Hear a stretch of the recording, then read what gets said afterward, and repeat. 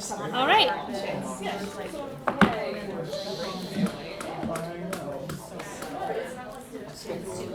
Okay, guys. We're gonna get started.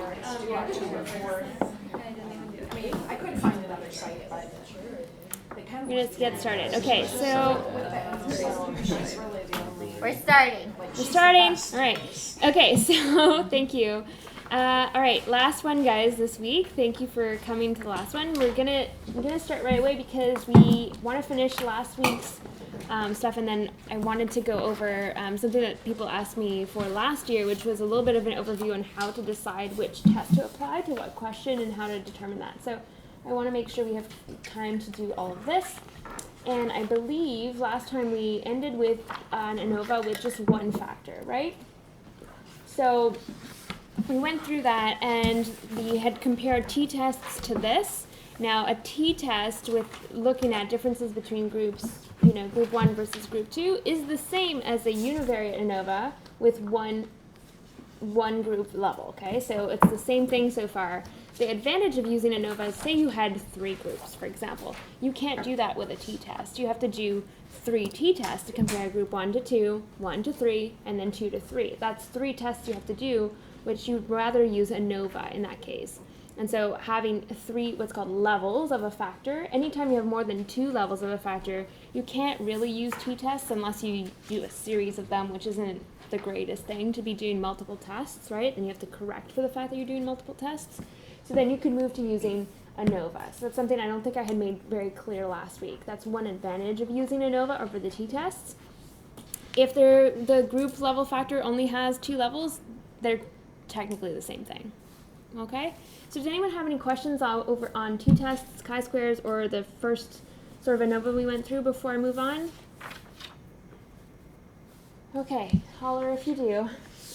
Okay, so the next thing I wanted to show you is if we have 2 independent variables. Okay, so we're still going to use the univariate ANOVA. Oh, and I did the same thing I did last week, which is forget to open SPSS. So now let's say we wanted to look at, so as a reminder, ANOVA, we are partitioning the variance in our DV, our dependent variable, and we're trying to understand where that variability comes from. Are there independent variables that are predicting that can, quote unquote, explain some of that variability? So the example that we had done was to look at group differences in our sample. This is, epilepsy versus control in this example. Are there group differences in their accuracy on the voice tasks? That's the last thing that we had gone over. Now let's say you had reason to believe that both group and gender are potential explainers of the variability, right? There's literature out there that females are usually better at these emotional cognition tasks than males are. So say you want to know whether not only is there a group difference, but there might be a gender difference, and you want to see their interaction. So how do these 2 variables work together potentially to explain some of the variability in your dependent variable? So this is where we would use the ANOVA again. So general linear model, univariate still. Univariate because we still only have 1 dependent variable. We're going to stick to what we had where we were doing the voice average. And now, where we had put group before, this is where we were at last week. Now we're going to add a new one into gender, into the factors box, okay? Now, I think I had gone over this last week. You can come into the EM means. For some people, it's under options. It's all under the same window. It depends on your version of SPSS. You can move this over. What this does is it displays your mean for each group, for each gender, and then the breakdown of each of these cells, right, of the interaction between the 2. You can ask it to compare main effects, which I'm going to click it and I'll come back to it in the output. Descriptives, effect size, parameter estimates. This is kind of what I went over last week as my favorites to put in. Let's click OK. All right. So we have our description here of our group, control versus epilepsy, and also the breakdown of our sample, female versus male. Then we have descriptive statistics. So we have the mean performance. This is our DV for the voice task, the average hit rate, for each of these cells. This is very similar to what we would have gotten from a crosstab, right, where we would have asked the means. So here we go, come on down. Tested between subjects effect. Here we have our intercept. If you remember our equations from last week, you don't really need to. The group here, but let's follow it across. Group, we have, here's our p-value under sig. What does this mean?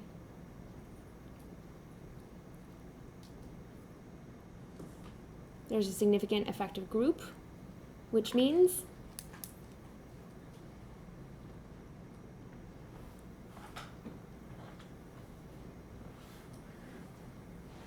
the groups control an epilepsy.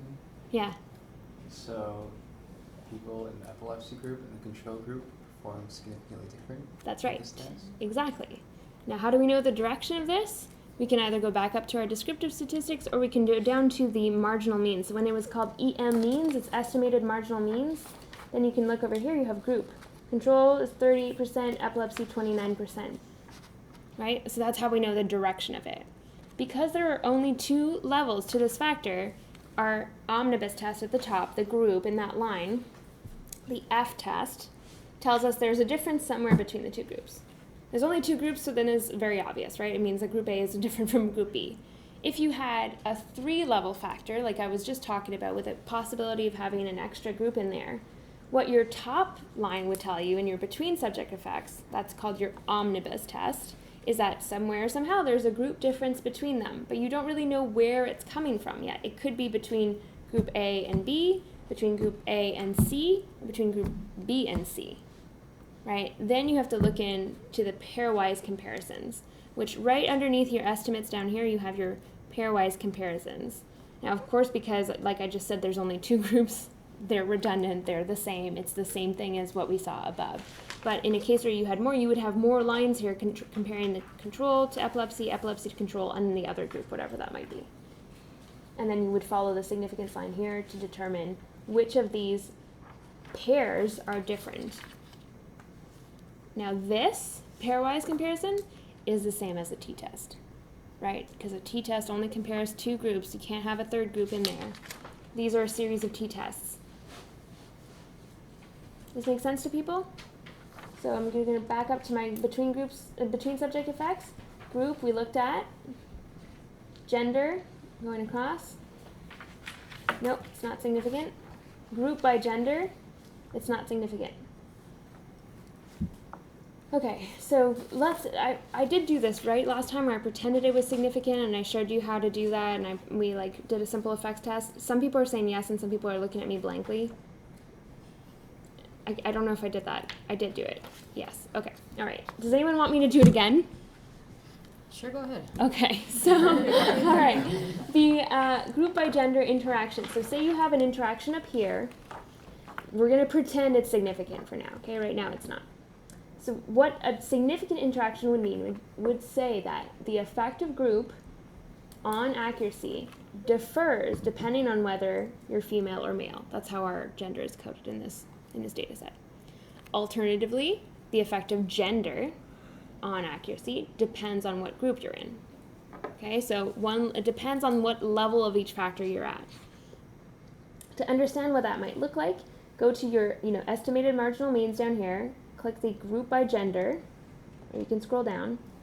This is our descriptives basically, and these are the estimated marginal means. So we're going to copy this, we're going to open this in Excel. I do it in Excel always. I'm sure there are other ways. We're going to paste this table. So we have our control and our epilepsy. You basically have to do a little bit of rearranging to create a 4x4 table. What do you mean can't open the clipboard? Okay. Insert, bar graph, here we go. This is what it looks like. So you have our control group over here, have female and male, and then you have our epilepsy group, female and male. It looks like there could be a difference here. You could add the standard error bars. Does everyone know how to do that, or should I go through it? So if you click on your graph and you do add chart element, error bars, more error bar options, select your series. So let's just start with female. At the bottom you have a custom option. Now here the standard error, this is from, I just copied this from SPSS, the standard error for the female and the male. I'm going to do positive and negative, just means it's going to make a bar above and below.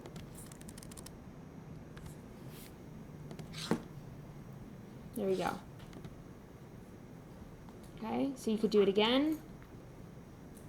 More error bar options. Now choose male, the second series. Way to the bottom, custom, specify value. Do the same thing. Now I'm going to choose the standard errors that have to do with the male. Does everyone understand what I'm doing? I know I'm kind of going over this quickly, but there you go. So it looks like it's almost significant, right? Maybe that could be something. So maybe there is a gender difference, but only in our control group. Like that could be a potential explanation of this interaction, or it to be significant. Now, to really understand where the differences are coming from, our F-test just said somewhere, somehow, there might be a difference between the groups and the gender. We don't really know where. Now, this is something that we have to do with syntax. It is not, to my knowledge, feasible with just the point and click. If you go to your syntax for what we just did and you click paste instead. Now up here, when we were looking at the pairwise comparisons, this is what this command does, compare. Okay? This is adjustments, least significant difference. It's just, you could say Bonferroni, you could say other types of adjustment, compare, like controlling for the number of tests that you're doing. So down here, you'll notice the table that has the group by gender doesn't have this here, right? So we're going to add compare group. And we're going to type it again.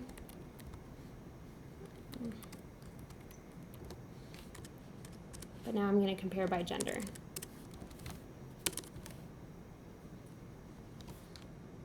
Now I run it. The only difference will be at the bottom of my output, I'm going to have a group by gender table like I had before, but I'm going to have a second group by gender table. The only difference is that I'm going to have pairwise comparisons and pairwise comparisons that will differ. Pairwise comparisons number 1. Within the female group, control versus epilepsy. Are they significantly different? Yes. Within the male group, are controls and epilepsy different? No. Okay, let's go to the bottom.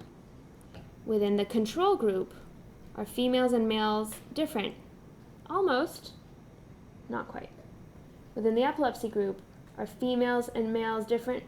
No. Okay? So this is understanding where the difference might be coming from, and as you can see, this is an example where you have a significant pairwise comparison, but overall the interaction isn't significant. So there's not enough of an effect across all of the groups to be considered more than just chance. Okay, so you should not interpret pairwise comparisons unless you have a significant interaction. Okay, so let's just go back. So it was females, within the female group, control and epilepsy were different. So it means that within the control group, within the female group, the blue bars, controls were higher than epilepsy.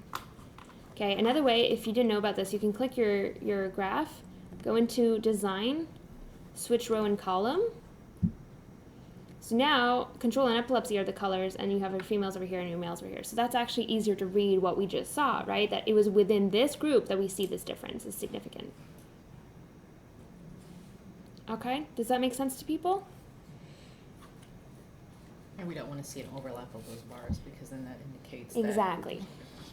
So you shouldn't use only the bars, because sometimes if you have an extra variable being controlled for or something else, the estimated marginal means are kind of taking that into account, and the standard error doesn't. So sometimes it might look like the standard error bars are overlapping, but it's telling you it's significant, or vice versa. So this is a good way to eyeball it, but that's not sufficient to say it's significant or not. But when you're graphing this, always include the standard error of the mean bars, because that's really giving an indication of how much variability there is. So remember, the standard error of the mean is how much variability a sample is from the whole population, the estimated population. So for anyone that's looking at your results, they really want to know how much variability, how much noise there is in your data. If they're small bars, that makes you more confident in your results, right? Because pretty much everybody answered the same way. There's not a huge amount of variation within that group. That group is probably representative of its population. Does that make sense? Okay. All right. Did that thing. Okay, the next thing I'm going to show you is if you want to have a continuous variable in there instead. So we're going to go back to my univariate. And so far you've noticed that both group and gender are categorical variables in my data set, right? Now what if you have both a categorical and a continuous? So let me just get rid of gender to show you, and let's not be too overwhelmed. Let's say we wanted to look at age. So we know there are developmental effects on this task, and the developmental effects might depend on whether you have control or epilepsy. That might be different in both groups. So technically, conceptually, you would put it in here. Conceptually, this is a predictor just like any other. However, because this is a continuous variable, you don't want SPSS to treat every single value of age as this different level. What, we're going to have like 21 levels to this factor? Like, that's way too much. So whenever it's a continuous variable, SPSS wants you to put it into covariate. It's a little bit of an unfortunate misnomer because a lot of us have heard of covariates as being things that you want to control for and get rid of, and you're not actually interested in this as a variable. This is just SPSS's nomenclature. If it's continuous, you put it in covariate, whether you're interested in it or not. Okay? The only thing I will tell you is that because these are both between subject variables, SPSS will not, on its own, compute the interaction between group and age because it's in the covariate. You have to make it do it. You have to ask it to do it. So you would go up here and model and click custom. Okay, mine is called custom, not build custom terms, so it might just be called custom in yours. You're going to take each of your factors, right? Can I not do this? Build terms? Okay. Build terms apparently. Mine just says custom. Yeah, I want the main effective group, I want the main effective age, and I want to know if these two interact. Here you go. Okay, that looks familiar, right? That looks like what we were seeing in the results output of the last model. Click OK. Here we go.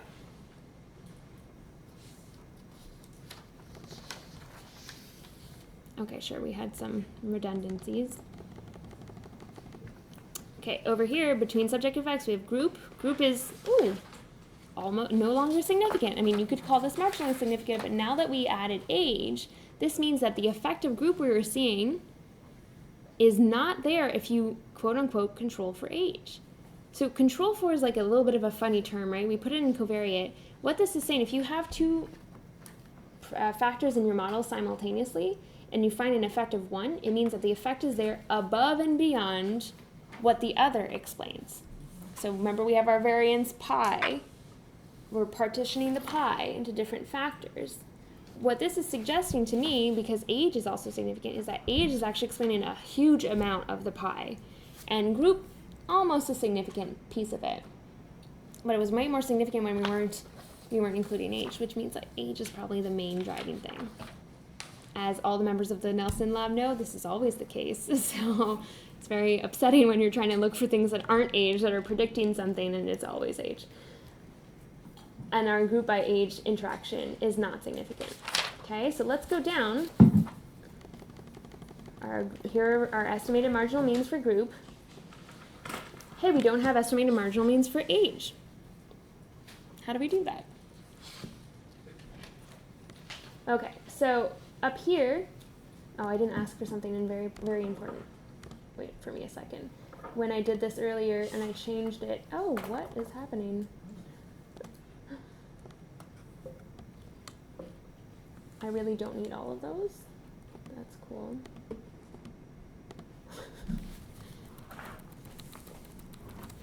Weird. I need this. I need the overall. Okay, so age, because it's a continuous variable and SPSS has forced us to put it into covariates, we actually need to know the grand mean, and then we can ask SPSS, give me the grand mean at different levels of age, because the different levels we're going to have to specify. It's a continuous variable. We can take one standard deviation above the mean and one standard deviation below. Those are common ways of doing it. And we're going to ask for the grand mean. So we're going to paste our syntax. Here we go. This is our new syntax down here. Now you'll notice that we have EM means table group with age at mean, right? This little section here, age equals mean. So what we want to do is, where's my overall? Where's my overall? I'm going to start this again because I need that little overall thing that I was showing you. Set.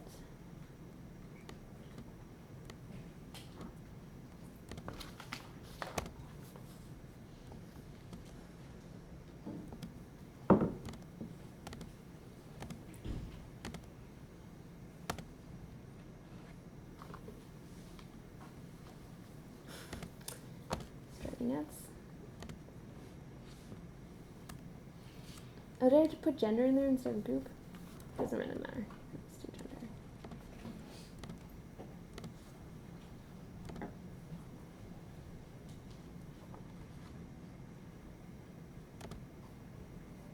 Okay, now this should work, hopefully. First I'm going to do okay. So I asked for a parameter estimate, so this is how you know the direction of age, first of all, okay? Before we start graphing things. Here's our parameter estimate for age. So just like a regression, look at this. B, we had this in our regression. It's a T, like just a regression, very similar. So you're saying that age has a significant effect on the performance. Here's the B value. Okay, it's positive. So as age goes up, the average performance on voice task goes up. Okay?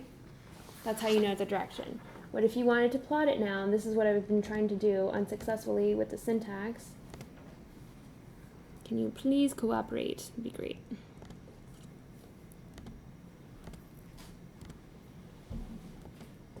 I don't understand why it's not giving me the overall. I think if I just do this, it might work. Say, okay, so I know my mean is age is 14, so say I do 10. I'm just going to test if it works.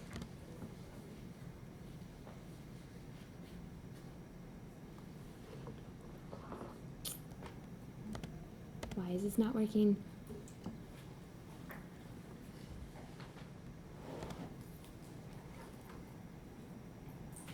All right, I'm going to propose that I get back to you on this one because I don't want to waste too much time figuring it out. But overall, there should be an overall table here, and then you can change the level of age that you want it at, and then re-output the stuff. Okay, I'm going to troubleshoot this later and get back to you guys, but that's how you would do it. Same for gender with age. So say you had an interaction between gender and age or group and age like we had before. Basically, you could come here and say, all right, give it to me when they're 10, do it again when they're 14, and again at 18. I just happen to know those are kind of like the above one above and one below standard deviation in my data. But you could, if you had a theoretical reason to. Okay, do people understand what I'm doing here? I'm asking for the effect of gender at different levels of age. But because earlier when it was different levels of group, SPSS just gave them to me, right? But because it's a continuous variable, I have to ask SPSS at what level am I interested in age. So typically you would get your descriptive statistics for age. You say, oh, the mean is 14. I happen to know that, right? And one standard deviation below is 10-ish. One standard deviation above is 18-ish. So I'm going to run it that way and be able to plot it. Okay, so I'm going to run this. Now I'm going to have 3 tables of gender. The first will say, underneath says, covariates appear in the model are valued at the following values, age equals 10. Okay, and the second one will say the same thing, but age equals 14 now. And you can guess the last one, age equals 18. So if you wanted to get a little graph of this, you could copy each of these tables. Okay, make sure that you grab the right one because sometimes it'll like pop back up to where you didn't want it to go.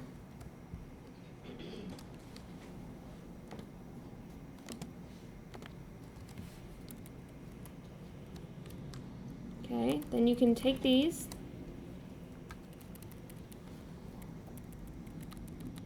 I really wish I had set up the mouse here.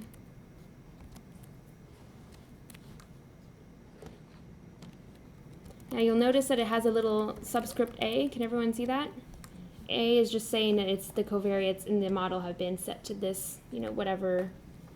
So find, replace A with nothing. Okay, this was female, male. This is age 10, age 14, age 18. I like to illustrate this with a line graph. There you go. Here's your chart. It wasn't significant, right? So of course they don't cross. But you could have a situation where there is an interaction, you would see that X happening right here. Or, you know, that non-closed triangle, whatever interaction might look like for you. But this is how you would plot that, an interaction between a categorical variable and a continuous variable. Okay, does that make sense? Everybody with me?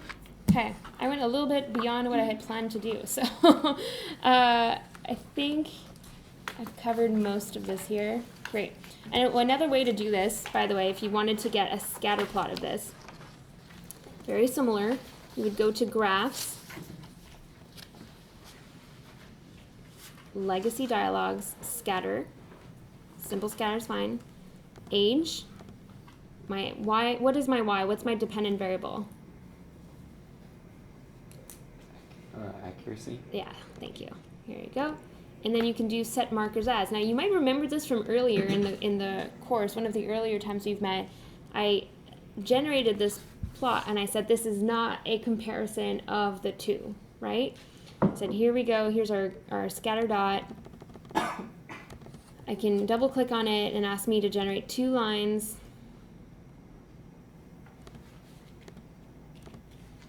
Right, so I have my control group in blue, my epilepsy group in red. This is age, accuracy, to see the different slopes. But the last time I had done this, I had warned everyone saying this is not a comparison. You can't just look at that and be like, oh, they look different, right? The formal way of testing is what we just did in our ANOVA, where we computed the age by group interaction by creating a custom model and making that interaction term. Okay, so if that interaction term had been significant, this is when you can illustrate it this way. And you can show people, here's my regression line for each group. Basically, this is the slope of age on accuracy. This is a regression, essentially, for each of my 2 groups separately. And my formal test of this, my F for the group by age interaction, is significant. And that's when you know that the slopes are different. Okay, so I just showed you kind of 2 ways of plotting that out. The reason why they don't look the same as in Excel is because in Excel I did gender instead of group for unknown reasons, but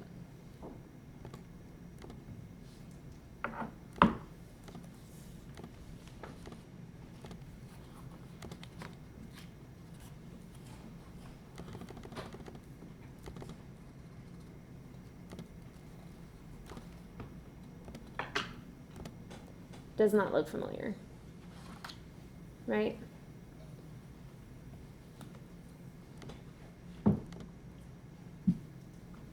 Any questions about this? Okay, so that's univariate ANOVA. Now, what if you have 2 dependent variables?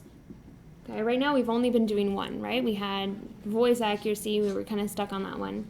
If you have 2 dependent variables, like we have face and voice accuracy, right? What if we wanted to know the effective group, let's stick with that, on both of them at the same time? Because presumably they're related, right? When we did those correlations, we saw that the 2 were related at like 0.501 or something, which is pretty high for psychology. So then you would go to general linear model, multivariate. So you'll recognize this window looks very similar to the other, right? Except now we can actually make room for 2 dependent variables at the top. In the univariate, you can only move 1 over. It only gives you room for 1. Okay? So, this will be so much better with a mouse. Great. Dependent variables, move both of them in there. Let's look at the effective group again. Group we're going to move into fixed factor, and then we have our 2 dependent variables. We're going to click through our normal stuff. Okay, click OK on the output. The output will look very similar, but now you have what's called a multivariate test. What this is, okay, we ignore the intercept, the group down here, all of these, I honestly have no idea what the difference is. If you really needed to know, you could absolutely Google it. I've never seen them be different. I really don't know. So basically pick one, and the line for group will go all the way across. Here's the significance, 0.01. So group has a significant effect on both variables. Okay? So if you consider the fact that they are related, right, and you're essentially accounting for the fact that they come from the same person, they might be related, they might be collinear, there's an effective group on the ensemble of them. Now, if you scroll down to the test of between subjects and you go to the line for group, you'll see the F test for each separately. So you have for face and for voice. It's only significant for the line that's for voice. So essentially what's driving this effect is there's an effective group on the voice accuracy. So other areas you could use this in, if you have a left and right hemisphere of a brain, they're obviously related. They come from the same person, presumably. You could test whether there is an effect of medication on cortex volume overall, left and right. But then you could see if there's a difference left and right. Like in epilepsy, there are differences between the two lobes because, especially in focal epilepsy, one of the two lobes is usually more affected than the other. So you could say here there's a main effect of medication on cortex volume in both sides, but it's primarily on the left side. Okay? The downside of this method is that you cannot compare the two variables that you've put in here. So you can't say, you can say there's an effective group on one and not the other, but you can't say is face greater than voice? Is left bigger than right? You can't say that in multivariate. In order to be able to do that, you have to go into repeated measures ANOVA. So right below, we're always in general linear model, below repeated measures. The one thing for repeated measures you should know is that your data has to be set up what's called wide. So that, and this is the way my data has been set up the whole time, is that each row is one person. Some of you might have a long setup in your data where you have multiple rows for the same person and multiple sort of different categories, right? For repeated measures, ANOVA, you need it to be wide. So all of your different measures are on the columns. So you'll see here I have voice accuracy for happiness, voice accuracy for fear, voice accuracy for anger, and sadness and neutral, as opposed to having each of those variables be a separate row. I know some of you have data that's set up this way. I would encourage you to usually set up your data like this. You can do pretty much anything this way. There are limitations to having it long. So in the case like right now where I want to compare two different variables, I need them to be set up wide. Okay? So let me go into repeated measures ANOVA. Now this is a case where I have two related dependent variables. Either they're from different conditions, different emotions. I could compare all of the different emotions here. I could compare the different conditions, face versus voice, time 1 versus time 2, left versus right, right? Anything that you want to compare that comes from the same person again, what are our factors? So we have, let's call it modality. This is a fancy word for saying face versus voice. Where does it come from? Now over here, I have a within subjects variable, right? Within subjects because one person contributes both of these two things. I'm going to move face and voice into here. I'm going to keep my group variable I had above into between subject factors. Notice there's a window for covariates again. That's if I had a continuous variable I wanted to test, right? I'm going to click through all of this fun stuff again. I like my version better where it's all in one window.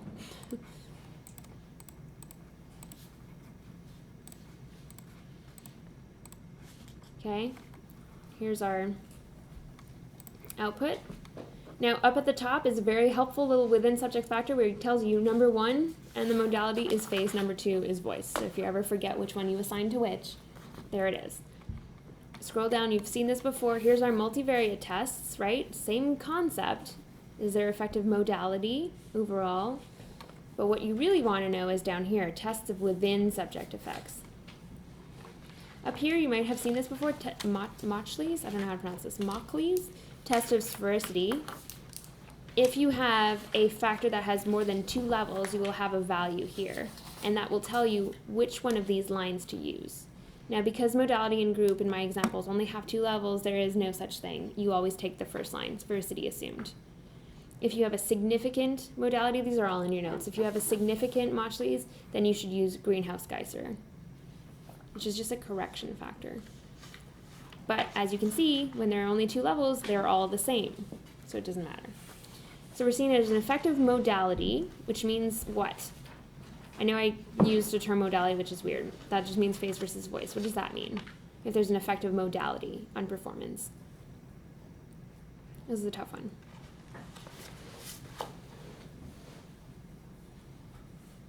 Let me say it a different way. There's an effective face versus voice on performance. So what does that mean?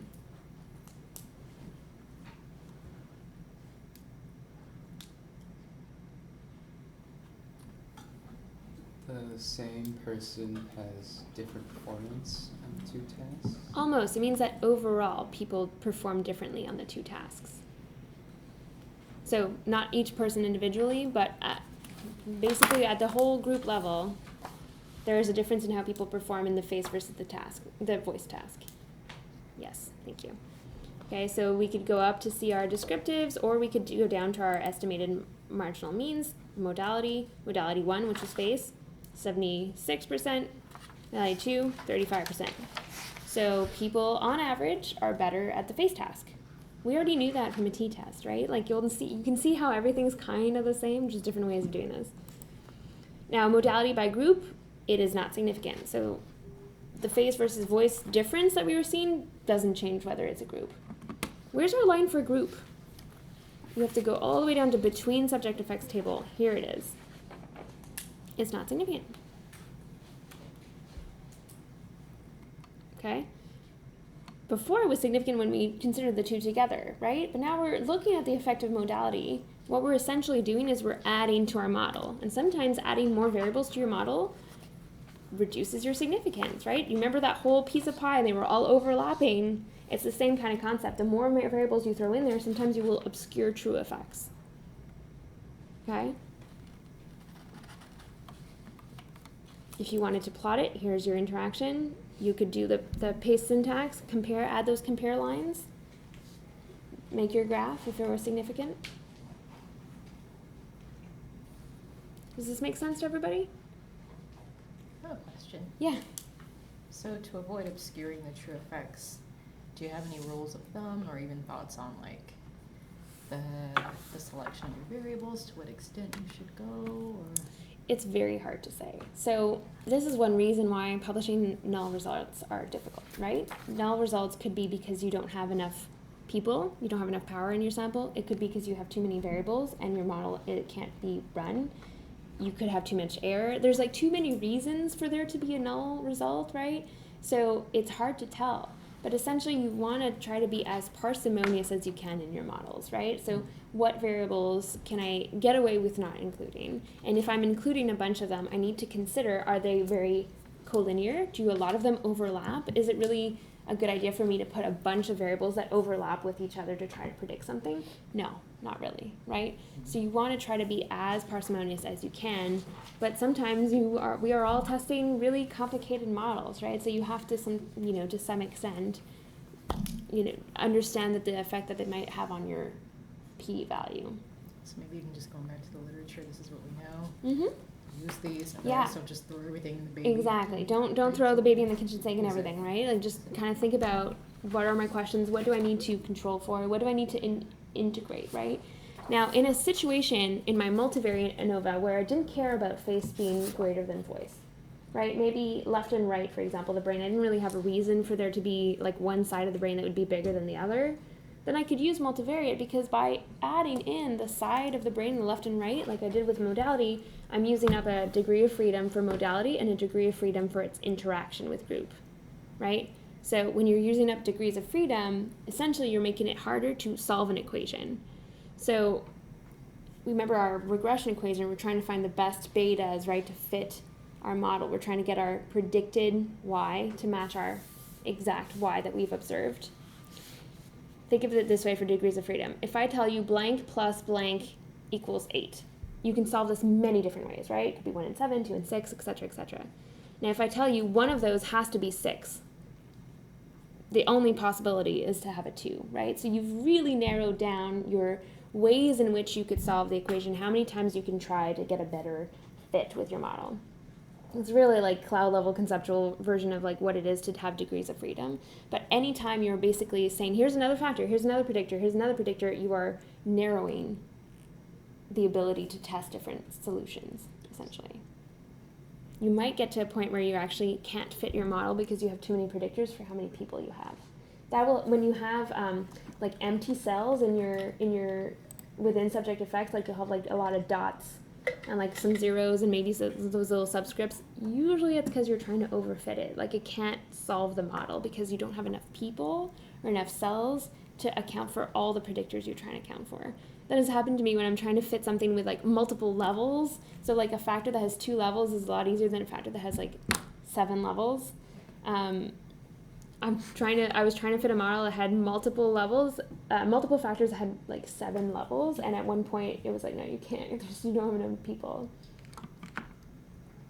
So you'll see in your data when it's like it can't estimate stuff because it doesn't have enough room to. Does this make sense? So my multivariate model would have been good for me because I'm saving some degrees of freedom if I didn't care about face versus voice. But as we see, face is much higher than voice performance, and maybe that difference is significant to me. Maybe I really care about the different performances, right? Maybe I have a theory, or based on the literature, that the effects of epilepsy on emotion recognition will be really different from face and voice, right? In which case, I want to use repeated measures because I want to compare the two, right? And I want to see whether group has an effect on one but not the other. What my multivariate version can't do is do that. I can't compare. Okay. So we've gotten to the end of the stat stuff. I'm going to go over how to figure out which one to use. Before I do that, does anyone have any questions about what we've just done today? Great. Okay.